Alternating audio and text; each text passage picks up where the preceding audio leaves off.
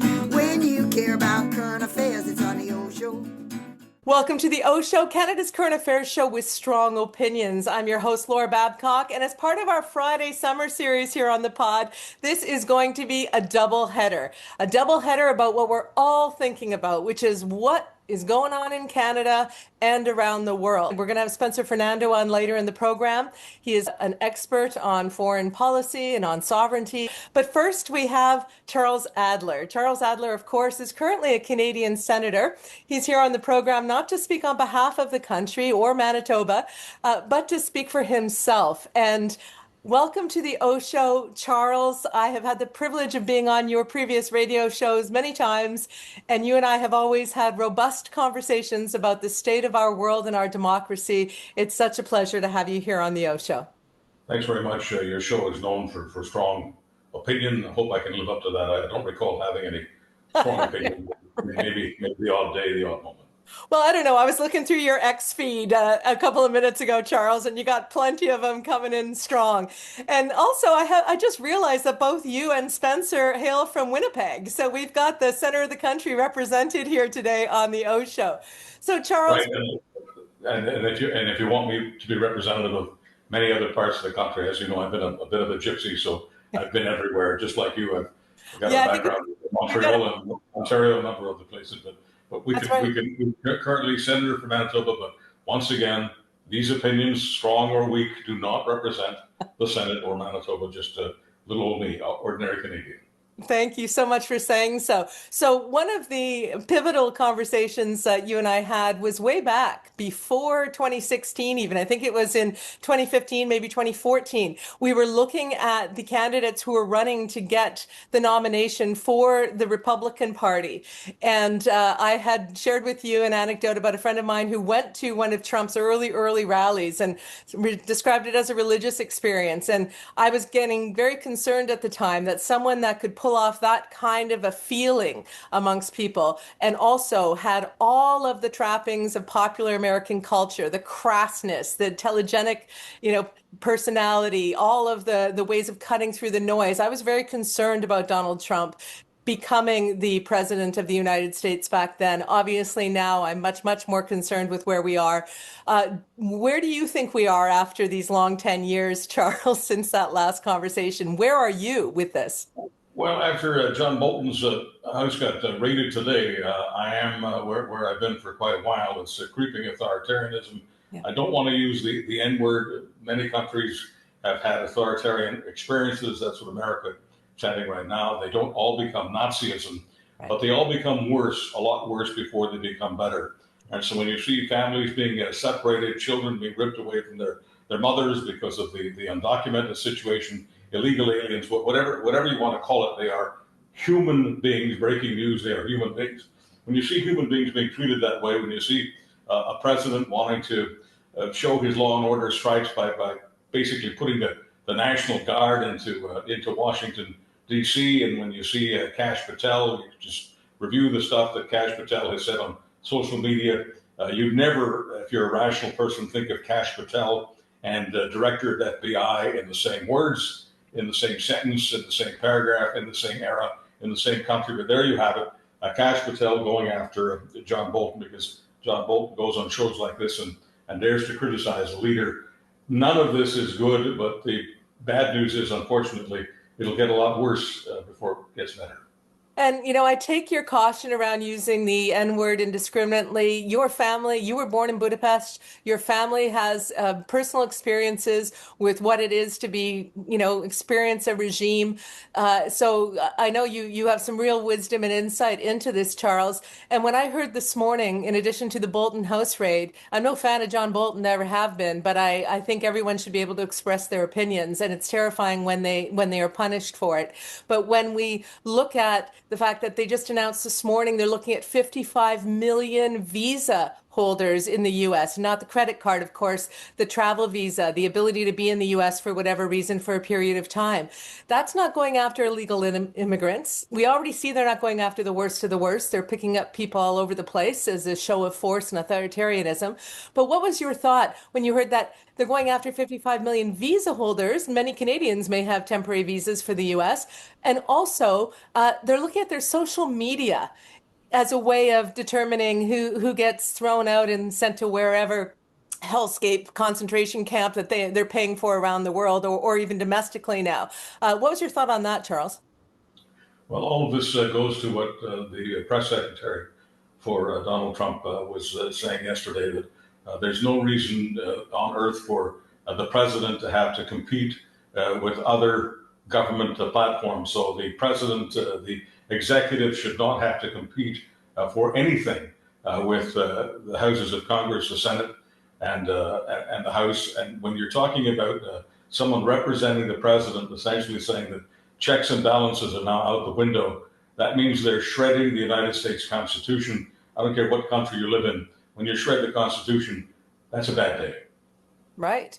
And, you know, for so long, people were saying, oh, it's not a constitutional crisis yet. Oh, it's not. It's not as though, to use your language, creeping authoritarianism isn't an ongoing fluid process. I mean, I think people were waiting for some big red line, Charles, where they could suddenly say, oh, democracy's in trouble. We better stand up now. I mean, if you listen to Gavin Newsom's amazing speech last week, he's saying, like, America, wake up. Like, we're here. You know, there's not going to be an alarm. I lived in Japan for a while, and the alarms would go off, you know, when it was time to do taiso or get home for dinner or whatever. We're not going to get a big alarm in the fields telling us that the U.S. is now an authoritarian regime. No, if you're watching the U.S. Closely these days, and know you are, it's like there's an air raid siren going off in your head 24/7. Didn't want to duck the business about the 55 million visas, but all of this goes to this hyper-Americanism, this America First business. He's not aiming at 55 million human beings. He's aiming at 70 million people who voted for him, and every single day in every way he's trying to reinforce their vote. So if some things don't go well, if the price of blueberries or ketchup goes too high, well, he can remind people that, yeah, food prices, he'd like to keep them under control. But what really matters is that the United States and the patriotic Americans are sealed off from the enemy, and the enemy is everywhere. 24/7, he will find enemies for you. And when he talks about some people who are in the country, yes, some people in the country are criminals, and some people in the country, when they're committing criminal behavior or have committed serious criminal behavior, ought to be thrown out. But they've got a quota. They've got a quota of more than 10,000 people a day that they want to deport from the United States.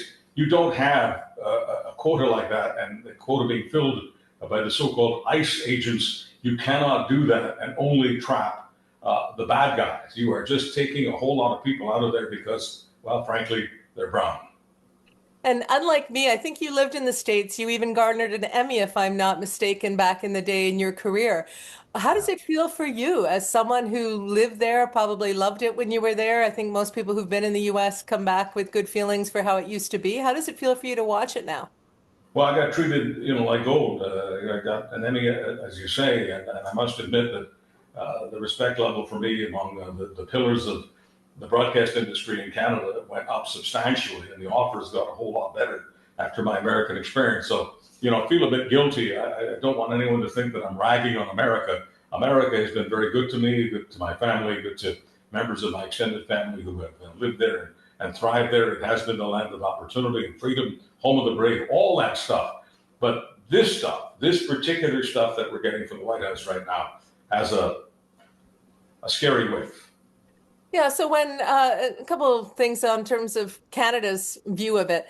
I know he can't speak for the government, but Carney did place a call to Trump yesterday that says that there's a desire to continue to communicate and have a conversation because, Charles, from the get-go, and maybe I'm just, always hyper alert or vigilant or whatever.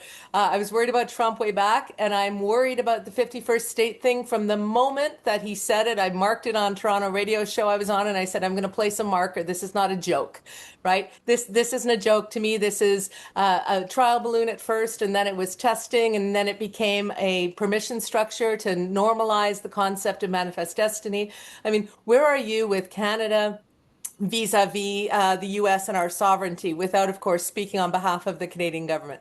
Right. Well, putting aside politics, putting aside the Constitution, putting aside ethics and morality and all those things that we talk about, think about all the time, putting all that aside, if I just put myself sort of in the brain of a 9-year-old, as a 9-year-old, I want a shiny new toy for Christmas. So as a 9-year-old, yeah, I'd like to have Canada for 51st state. Canada's a beautiful country with lots of resources, the most important of which are human resources, like Laura Babcock. So why wouldn't I want Canada to be part of my country? It's like asking me, would I like for California to be the 11th province? Of course I would. Why the heck not? But while he throws stuff like that out there, no, I don't believe that there is a strategy there, a military strategy or a political strategy to make Canada the 51st state. I think, like all deal makers, he wants to put us in a box, and he wants to throw a little bit of fear into us so that we'll give him more than we want to give him. And frankly, it's working. Canadians are frightened, and no, we're not going to make a great big dent in all of this by not buying Florida orange juice. It's going to take a whole lot more than that. Look, every one of these countries, whether we're talking about, you mentioned Japan a few moments ago, you had I think one of the great treats for anyone who can afford it, if you can spend a couple of weeks in Japan, it just restores your faith in humanity. They do a lot of things very well there. So whether we're talking about Japan, whether we're talking about Europe, whether we're talking about many other countries, it's clear that Donald Trump does want to make deals with these countries, and he really celebrates every single deal he makes. He celebrates it to the point where he totally exaggerates what these countries are, quote, giving America. This country gave us $1 trillion. This country gave us 500 million. Even when a country has a GDP of under $1 trillion, but they're giving us trillions of dollars. Vietnam is giving us money, blah, blah, blah, blah, blah. So I think it'll come to a point where Mark Carney will simply look Donald Trump in the eye and simply say, Mr. President, just tell me what you want. And he'll tell Carney what he wants, and Carney and him will, go halfers and break bread, and I think we'll have a deal. But I think for those Canadians who are panicky, thinking that Donald Trump wants to isolate us, so at one point he can, send in the Marines and take us over, blah blah blah. No, I don't think that's happening. I think he very much wants to have a deal with Canada, and we'll have a deal. I can't tell you when, and as I say, I don't speak for the government, but we'll have a deal with the U.S. Well, I like that perspective, and I'll certainly put it to Spencer Fernando, because he's a sovereignty expert, on whether he feels we're an imminent threat. I had Bonnie Critchley on the program, the person who ran against Poilievre in Battle-River Crowfoot this week.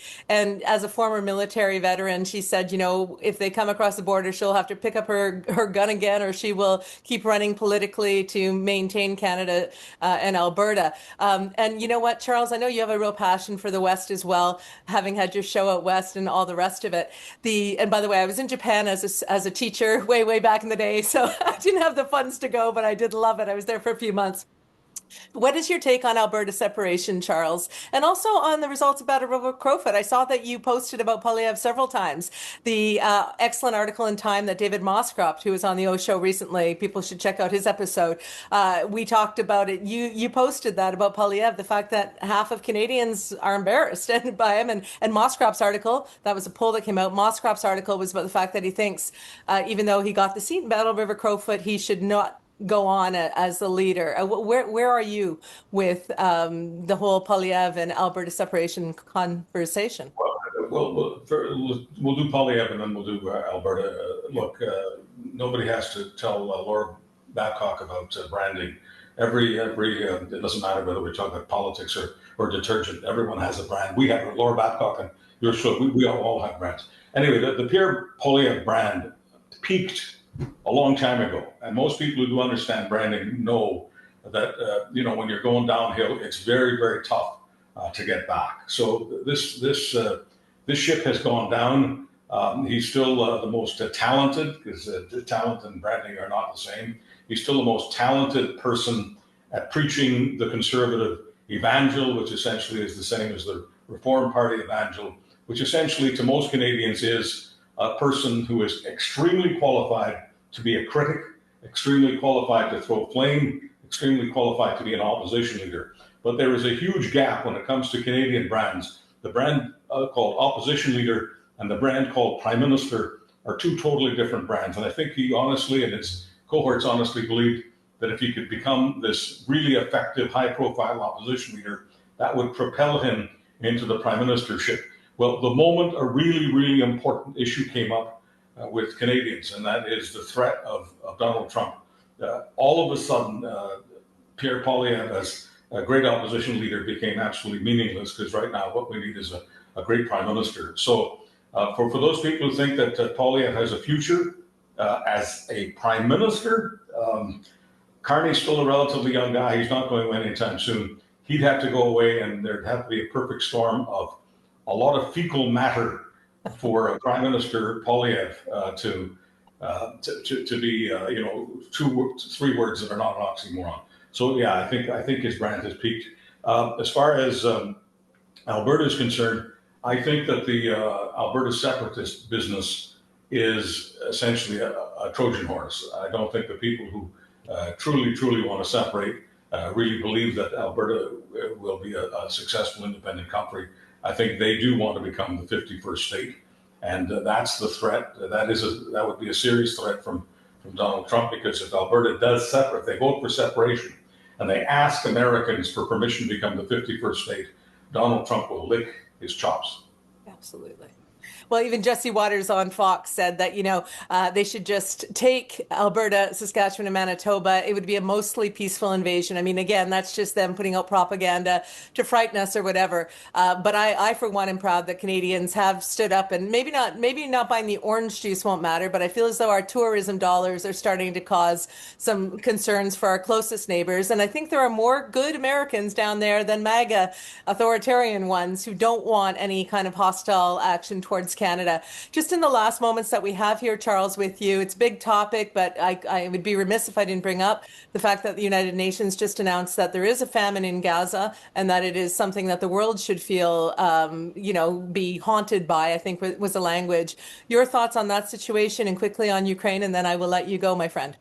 Well, starving people, as an act of war, because there's absolutely no reason why there should be any kind of famine in any part of the world, but especially that part of the world. So when famine is part of the military strategy, that's called a war crime. And when the entire world is watching the war crime and frankly doing nothing about it, that's on all of us. So I would expect that at some point for countries to get serious about telling Bibi Netanyahu that the jig is up. He cannot get away with this, and I just have to basically, because of my heritage, say that the idea of the government of a state that calls itself a Jewish state being okay with forced starvation is difficult. When I look at the words "never again" and I juxtapose it with what's happening in Gaza, I just say shame on the government and those who support the government. And I don't want to pretend that the government is acting totally independently.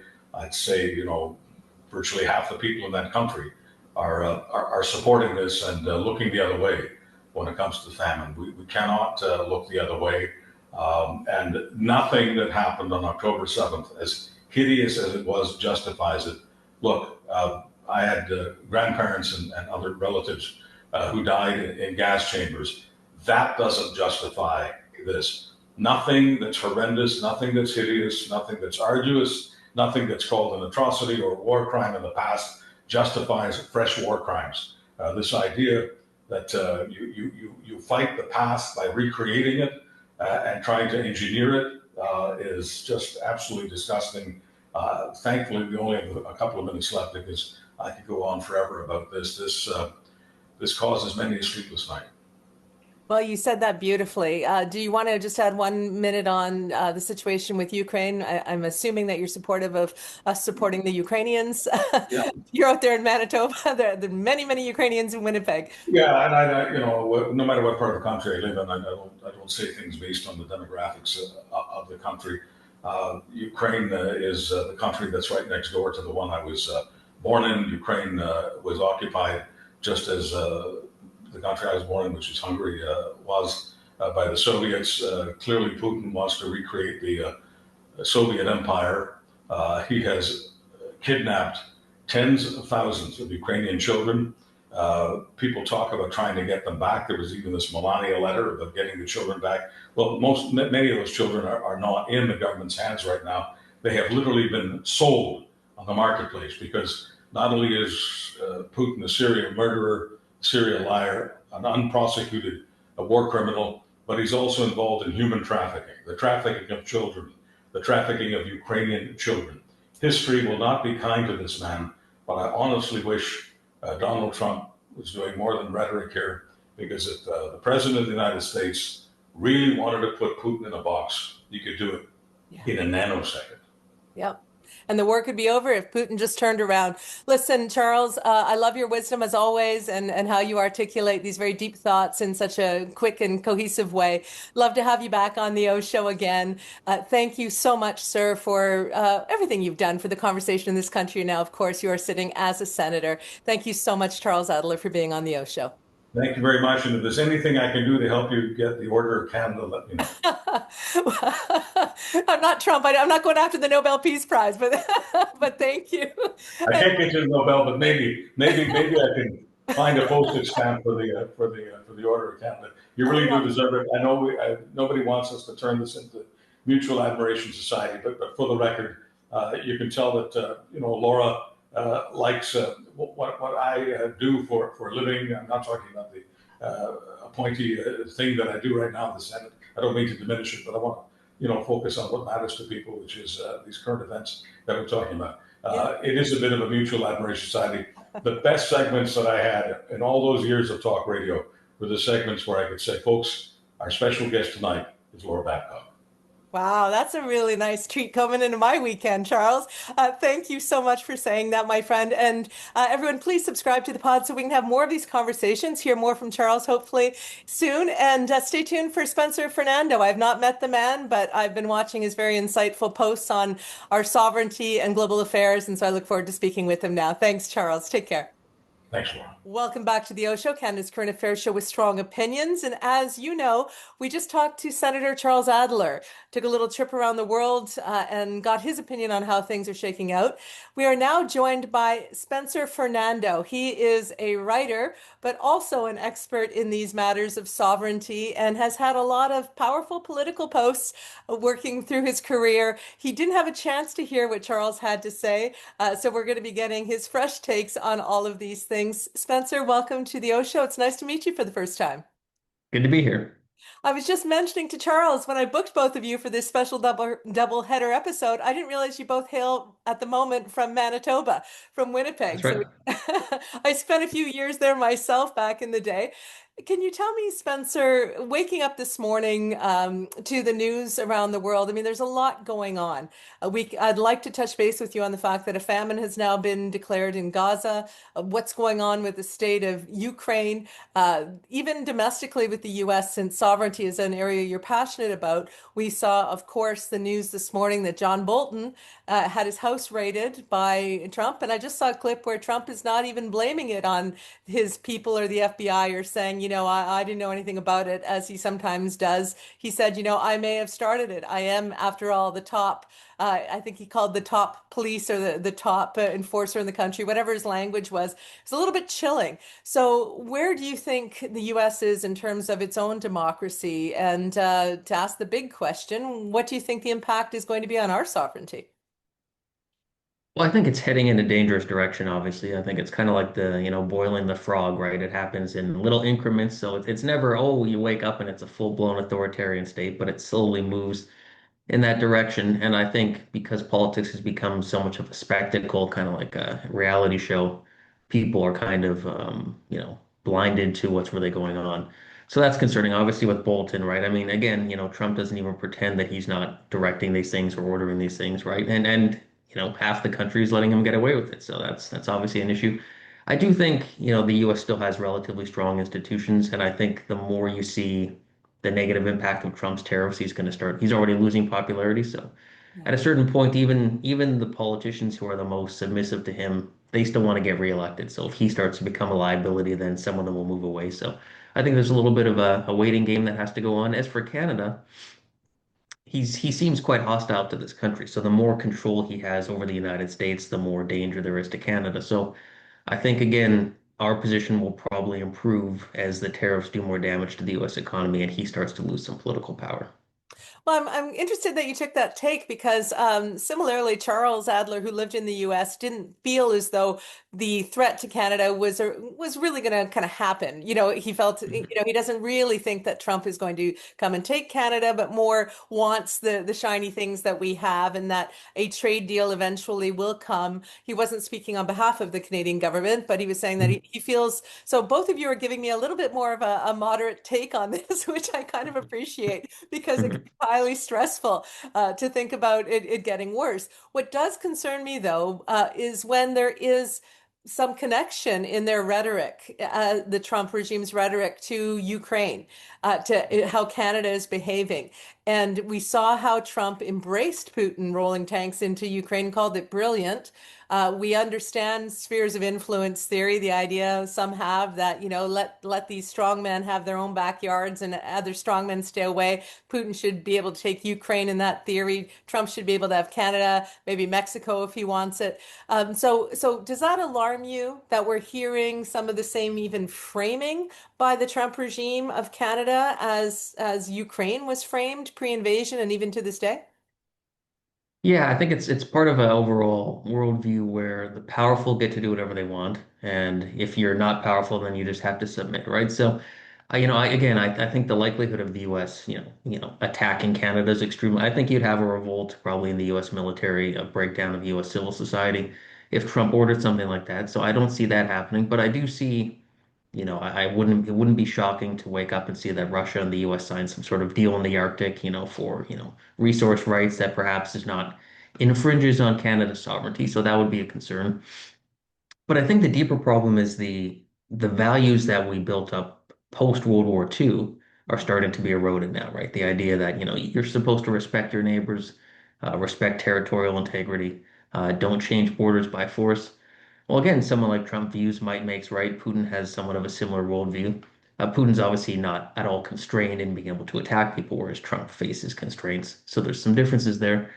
But it is concerning that the values that we built after World War II are starting to fade. And those values built, the most successful, free and open societies in the world. So if the world moves in the other direction, that's probably not going to be good.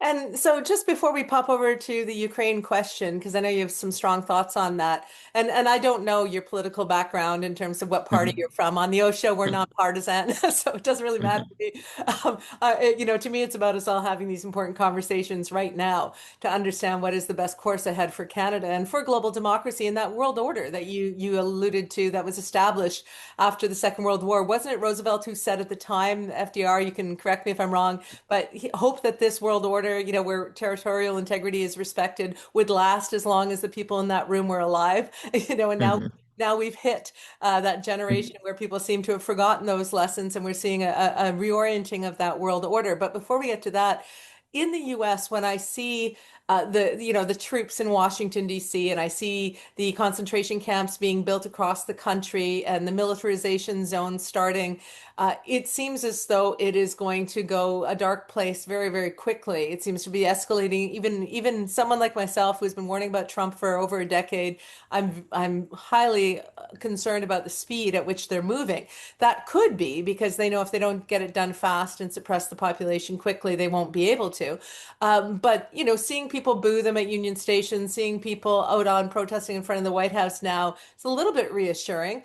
I'm a little concerned, though, Spencer, that we might not get a free and fair election in the midterms, that they might not let that happen. That why would this regime give up power if it has total dominance right now? So, where are you on the U.S. response, pushback, resistance to this growing authoritarianism down there? And do you think that a midterm election where the ship can be righted is even in the cards anymore? Yeah, I've been a little bit concerned, especially seeing people in the Republican Party who I would have thought would push back more, basically just roll over. I think, there has been reporting that those within the party who push back against Trump start to get a lot of threats. So Yes. that's very authoritarian in itself, do what the leader tells you or you're going to be threatened. I do think part of it, the less cynical aspect is that he's a winner for the party. You see in many countries parties that lose for a long time, and then a leader comes in and wins. Well, they're going to, oh, you're a winner, so we're just going to give you what you want. So that's part of it. But the thing about, I'm very, I'd say very anti-Trump, but I still have a lot of respect for the United States. They've been a good ally for most of our history, not lately, of course. But Americans, they don't really like centralized authority. It's a very decentralized country. They get tired of politicians and people very quickly. The whole Trump movement built up. Something like McCarthy, for example, right? Joseph McCarthy had total power for a long time, and then it just collapsed. People are like, okay, enough of this guy. Let's move on. So, Americans, I don't see them going fully authoritarian just because they don't like listening to, half of the country always hates the president, right? That's a bit of a protection for your country, right? So I think in the long run it's going to be probably all right, but in the short term, maybe not, right? The long run can be fine, but the short and medium term can be concerning. As for the midterms, again, they have a very decentralized election system. It would be very tough to rig an election or control an election through the whole country. He's going to certainly try mail-in ballots he's talking about. But you see in a lot of countries where leaders try to, screw with the system a little bit and then they just get voted out anyway, right? So again, I'm not too concerned that the election will be free and fair there. Well, that's good to hear. I mean, the news this morning that they're looking at 55 million visa holders in the US, Mhm. and they're looking at their social media as sort of the litmus test for whether, I don't know, they pick them up and throw them into a gulag somewhere or Sudan, a prison in Sudan or in El Salvador. I mean, it is terrifying because I imagine there are Canadians with US work visas or there are student visas. I mean, there are people. So I guess, Spencer, I get your optimism about the longer range here.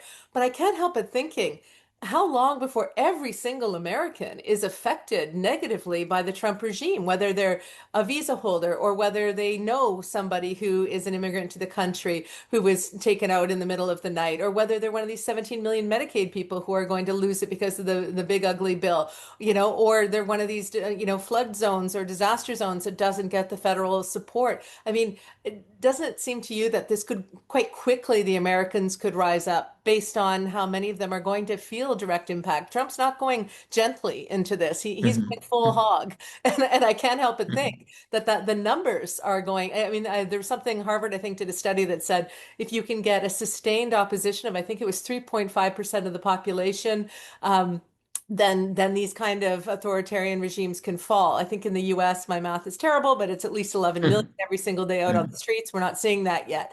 So, Mhm. so what do you think the timeline is on your short and mid timelines? What are we talking about from your perspective? Well, I think a lot will depend on the midterms, obviously 2028. But the thing I'm looking for is the tariff impact. I think, kind of looping in the discussion about the post-World War II values eroding is, during the 2024 election, you had, I think it was John Kelly, who was Trump's former chief of staff. This is like a hardcore Republican guy, serious military guy, right? Not a left-winger. And he said basically, Trump talked about admiring Hitler and reading his speeches and things like that. And that should have been the end of it, right? That should have been the end of the campaign, should have been disqualified. But a lot of people don't care anymore. So I think the lesson there is it's going to be the economic hit that people are going to feel first. And again, like so Trump's tariff policy, people voted for him basically as the guy who was going to lower prices. People kind of forget now, but that's mostly what he talked about in the campaign, Eggs, aside from, eggs, right? well, yeah, Eggs. yeah, the price of eggs. And so he brings in tariffs on everything. And a lot of people just won't ship to the US anymore too, right? It's so chaotic. Nobody knows what the actual tariff is. So I think when people see a real hit to their pocketbook and realize, okay, he's worse on inflation than other presidents. Everything's getting more expensive. The economy's not doing well. I think that will be the first thing that really pushes people away. And then on top of that, you can layer the moral argument. Then you can say, okay, this is why we don't give so much power to one person. We don't give one person control over the whole economy. And so then you can kind of bring some of those values back by pointing it out to people. But I think it is going to have to start with the economic hit because, talking about how, immigrants are being treated, talking about how minority groups are being treated, it should persuade people, but clearly in the US, a lot of people are not persuaded by that. So I think the first thing will be a real hit to their pocketbook. I was up at 3 in the morning, as I usually am, listening to podcasts about global affairs. And there was one guest on a show, and I hate that I can't remember the guest, but they said, I think it was on Deadline White House, And they said that what is the cost of racism and when does it get too high? So, to your point, for the Americans that are okay with seeing brown and black people rounded up and sent out, when does it get too costly for them in terms of the disruption to their business or disruption to the farming or, and then you add in the tariff costs. So, I think what I'm hearing from you, and I don't want to paraphrase you, Spencer, but it's something that I cling to hope on, is that the Americans started as a revolt. They don't like a taxation without representation. They don't like having a king. And they sure as heck don't like having their quality of life go down after the Mhm. years and years they've had as the world's global dominant economy. So I'm hoping that they will rise up. And I'm hoping, of course, that the midterms might have that kind of reset that we've discussed. Because Kamala ran on those values, right? The democratic values, and it felt good, but still couldn't make that 1% difference. It was the eggs Mhm. that kind of won out. So I take your point to heart. Let's shift to Ukraine.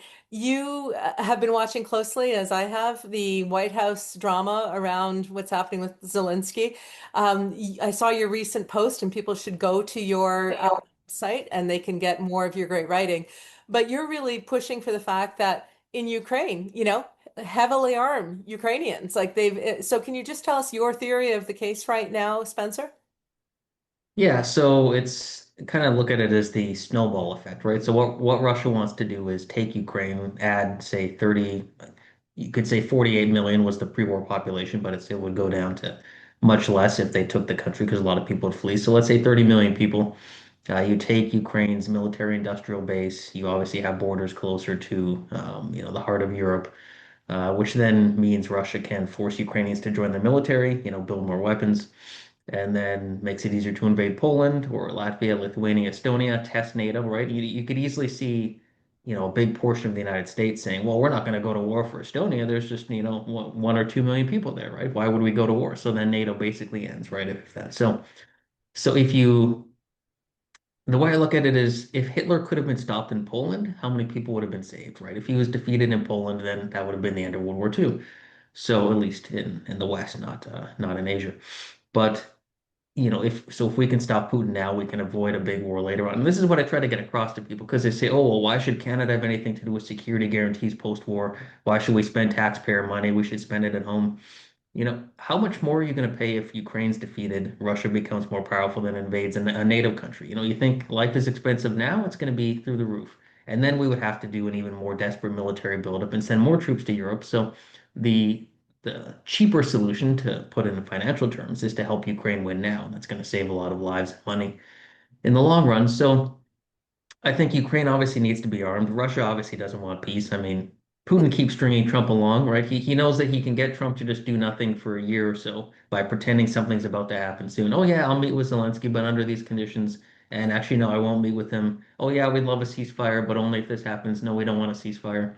Trump gives him 2 weeks every 2 weeks. It's 2 weeks again, 2 weeks. If there's before the meeting, he said there'll be serious consequences for Russia if there's not a ceasefire doesn't get a ceasefire and leaves the meeting and says, "Oh, we don't need a ceasefire." So, okay. So I think Europe and Canada needs to step up and offer security guarantees for Ukraine post-war, but the war is not over, obviously, right? So to get to the post-war period, we need to give them as many weapons as we can. Well, even today, Trump was, or yesterday, he was on a right-wing podcast and he said, the 2 weeks, he used that actual line, we should Hmm. go 2 weeks. But he's also said he doesn't even want to do the trilateral meeting with Zelensky and Putin. Now he wants them to just figure it out. So, I mean, it's Hmm. an abdication, of course, of the US's role in the world and of decency to let the people of Ukraine continue to suffer under the brutal oppression and an invasion of a fascist dictator like Putin. But I take your argument, an ounce of prevention, pound of cure. If we don't get Hmm. Ukraine now with everything we bloody well got, and I've been critical of Biden for not giving them those F-18s when they needed them. I know he was Hmm. worried they would fly into Russian airspace and set off World War III, but I have said on this podcast, Spencer, I think we're in World War III. We're not calling it that, but I don't know how else you look at a world that's realigning with a hot war in the middle of Europe. I mean, am I overstating it, or is that is that the framework that you're seeing us in? Yeah, I'd look at it as we have a chance to make World War III very short and not too bloody. And again, not in the context of Ukraine, obviously very bloody there, but overall, when you consider the whole world. So again, it's, World War II probably wouldn't be referred to as World War II if Germany had been stopped in Poland, right? It would have been, the German-Poland border conflict or something. So I think we need to have that mindset now, which is maybe it's World War III, maybe it isn't. But let's make it as short as possible. So that means helping Ukraine now. I love to hear that. And it reminds me of a top a political person in the US. It could have been David French who said on a podcast that there is, let's make it as short as possible. In other words, I'm not being as articulate as he was, but let's truncate this mess, that's Mhm. in it. Not just Ukraine. I think he was also speaking about the US situation, but I don't want to put words in David's mouth. People can Mhm. check on that. Spencer, I want to thank you so much for the words that came out of your mouth. I love the way that you so succinctly positioned the need for Canadians to support Ukraine militarily, financially, any way that we can. This is not the time for nice ideas and soft talking. This is the time for, to your point, getting in there and stopping Putin in Ukraine, as we should have, looking back, stopped Hitler when he was, moving into Poland. If we had just done what we needed to do then, we Mhm. wouldn't have had what we had, the global destruction of World War II. And now we should learn from history. If we don't learn it, we are, as they say, doomed to repeat it. I hope we can have you back for a repeat performance on the O Show at some point, Spencer. It's been a real pleasure speaking with you today. Thank you very much. And everyone, where can they go to find? Is it spencerfernando.com? Is that the best place to get your Yeah, that's right. Yeah. Awesome. So please do that, everyone. Subscribe to the O Show. Keep sharing these clips and views. We're getting in the millions of views on our podcast, which is what it really is all about. The deep, long conversations are great to have, and we appreciate all of you who listen all the way through. But we also love the sharing of the clips across socials. It gets these messages out at this very critical time for our country. Thank you so much, Spencer. Everyone, have a wonderful weekend, and thanks again to Senator Charles Adler, who started off our program today. We will be back next Friday for the long weekend. It's a long weekend in Ontario anyway, with, of course, the Scandal panel. Everyone loves the boys. They'll be back for a big show next Friday. Take care. When you care about current affairs, it's on the old show. And when you want to get clear what's going on here, it's on the old show. If you like to stay in the know, tune yourself into the OShow. It's the OShow. Lord Babcock's the OShow. And with a lot of great guests, she puts them to the test on the OShow. Yeah, there's no doubt they'll be calling them out on the OShow. You gotta stand for something or fall for it all.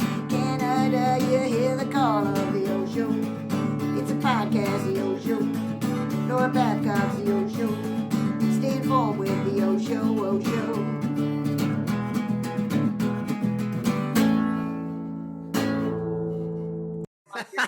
Your merch bid.